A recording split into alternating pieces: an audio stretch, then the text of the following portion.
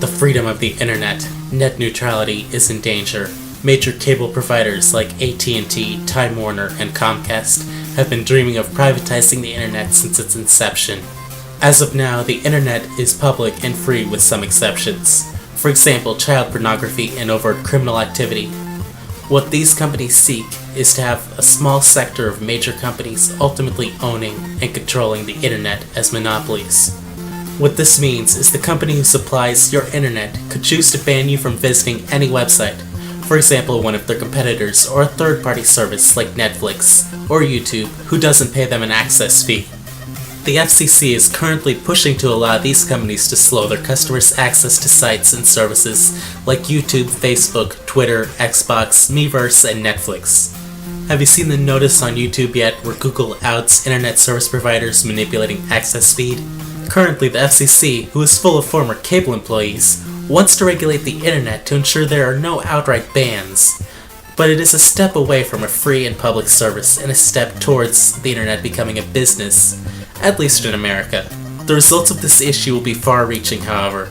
If Netflix or YouTube have to pay your internet service provider so that you can view at more than dial-up speed, Netflix will have to raise the price or take a significant profit loss, and Google will have to start charging for YouTube access or suffer losses.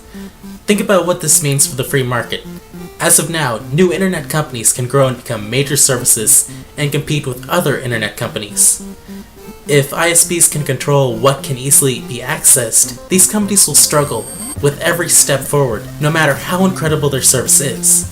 In addition, At&t is surely eyeing other countries next.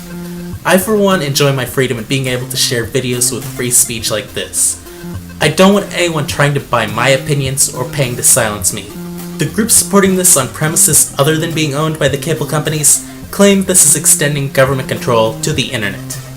Let me be clear about one thing right here. The government, the unelected FCC, who has ex-cable employees and lobbyists on this issue pushing this, is sure as hell going to be regulating the internet if it is privatized by At&t and Verizon.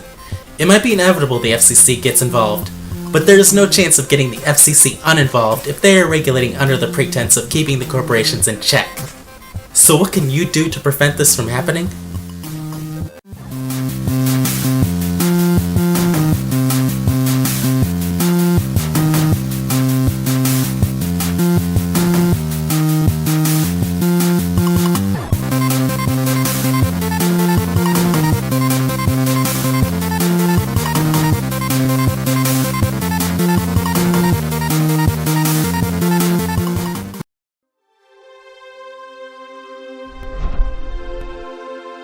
If you're a content creator, make your own video on this topic and spread the word.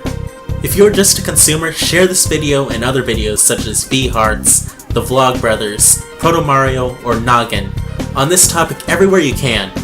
The internet is a network, take advantage of that and make this issue go viral.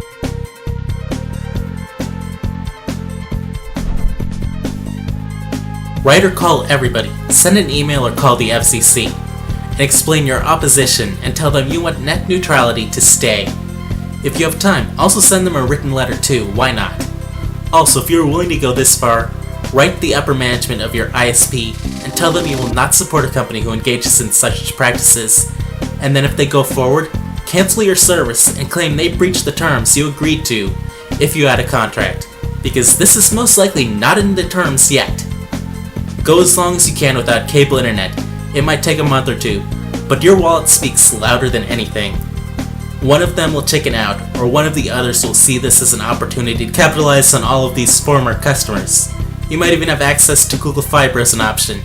Not that I'm convinced Google will remain benevolent if they can wield this kind of power, though they do stand to benefit more from expanding YouTube than pushing their cable package.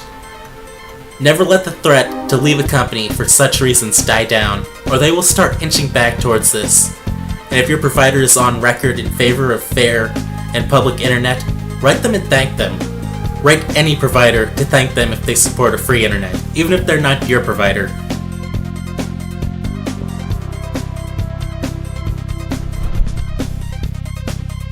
If you're inclined to, start organizing a peaceful, not violent, protest outside of one of your local ISP's offices.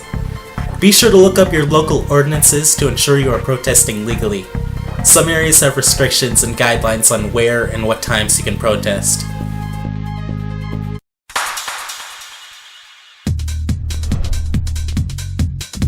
If there's no hope of maintaining net neutrality, you will have to learn how to create a workaround. There are things called VPNs and proxies that make it very difficult to tell where the computer is that is talking to the web page.